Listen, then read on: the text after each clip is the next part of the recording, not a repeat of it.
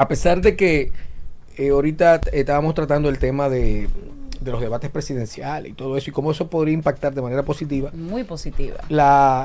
Digamos, la política y por ende los resultados y la intervención objetiva de la ciudadanía.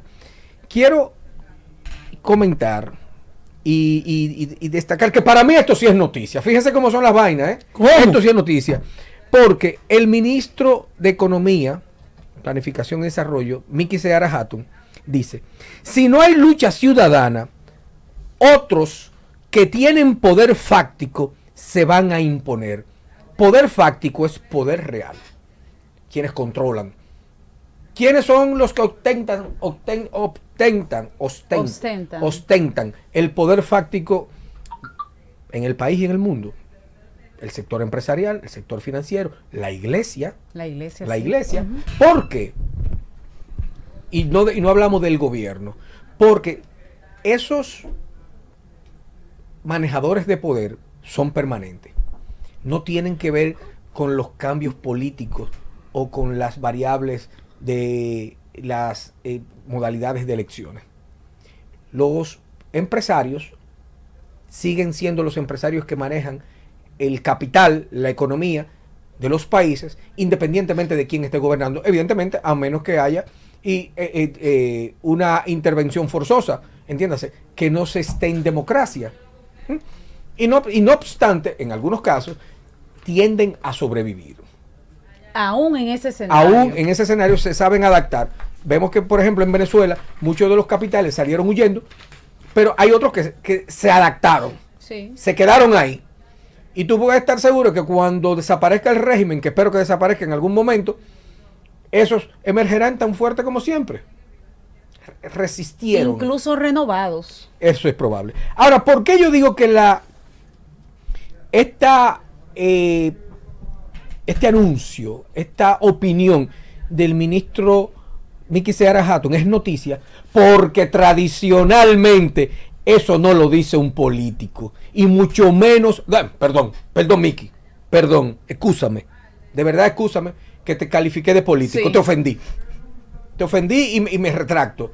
Mickey Seara Hatton no es político, es un funcionario técnico, es un economista técnico, que fue al gobierno no como político, sino como técnico, y viene de la sociedad civil y de las luchas que ha librado esta ciudadanía.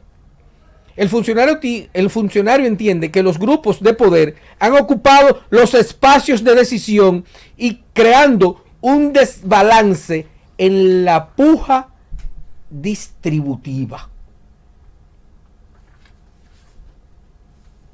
¿Tú sabes qué significa eso?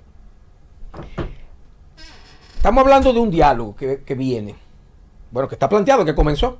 Sí. Dicho sea de paso, les digo que Manifiesto Ciudadano va a formar parte del diálogo. Excelente. En una especie de colaboración y moderación en la articulación y el balance. Excelente. Excelente. La armonización del diálogo.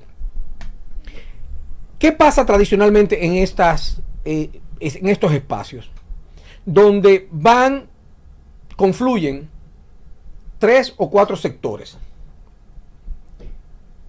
Ya sabemos cuáles son los sectores que tradicionalmente confluyen.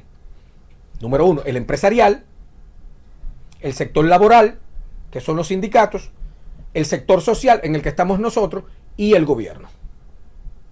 Ahí prácticamente están englobados todos. ¿Vale? Ahora, ¿qué pasa? El sector empresarial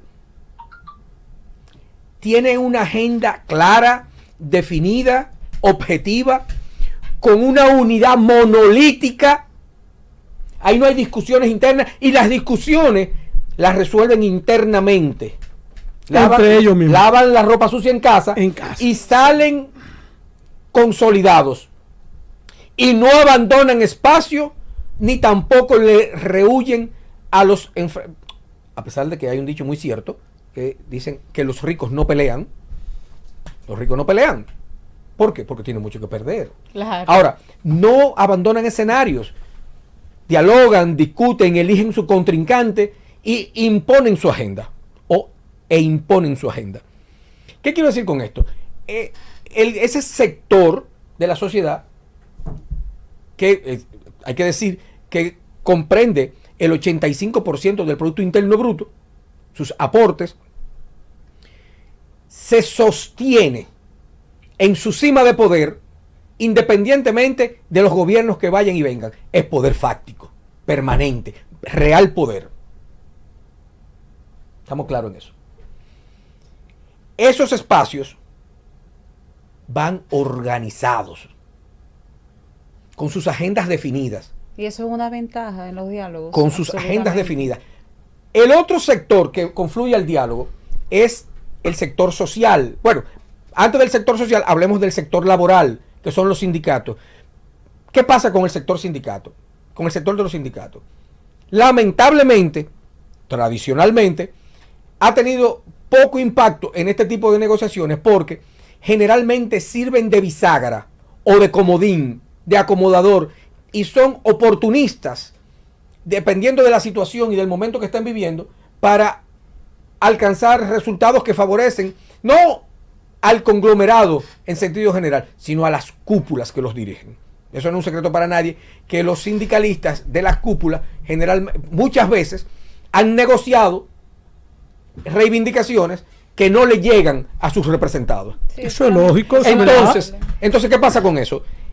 Ese sector tiene una forma de operar que generalmente es apéndice o del gobierno o del empresariado.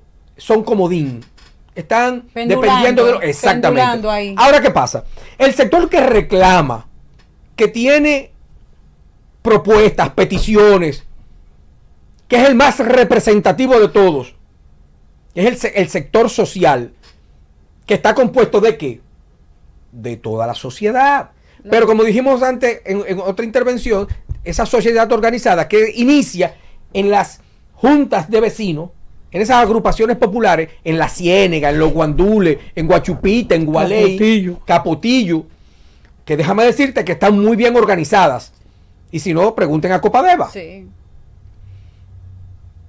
Ese sector que no concluye ahí y tú sigues avanzando y puedes llegar incluso a organizaciones que están de una u otra manera insertas en grupos empresariales, pero que pertenecen a la sociedad civil, los profesionales, los diferentes gremios,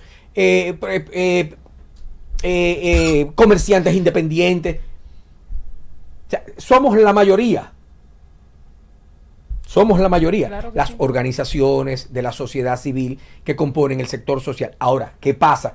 Ese sector social no es monolítico, no está agrupado de manera compacta. A pesar de ser mayoría.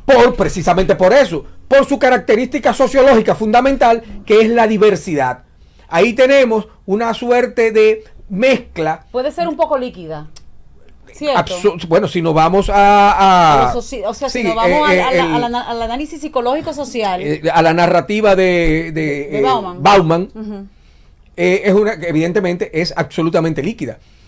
Pero la propia naturaleza del sector social le obliga a que sea así por la diversidad, porque ahí cabe todo el mundo. Entonces, donde cabe todo el mundo, tú tienes un factor de confrontación o de separación natural, que son las ideologías.